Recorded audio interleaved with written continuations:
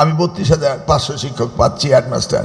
এই 32,500 শিক্ষককে যখনই আমি হেডমাস্টার পোস্টিং দেবো, সাথে সাথে আমার 32,500 নতুন শিক্ষক নিয়োগের প্রয়োজন, নাকি?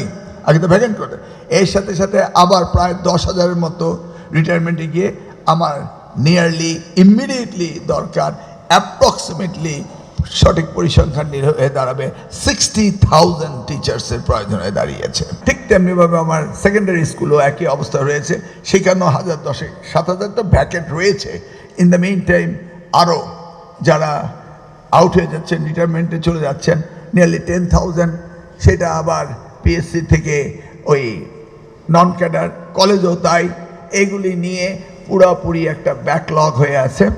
তো আমি স্পেশালি করা যায় কিনা মাননীয় প্রধানমন্ত্রীর সাথে আলোচনা করে কিভাবে আমরা স্পেশালি শিক্ষক নিয়োগ দিতে পারি, সেই ব্যবস্থা আমাদের করতেই হবে।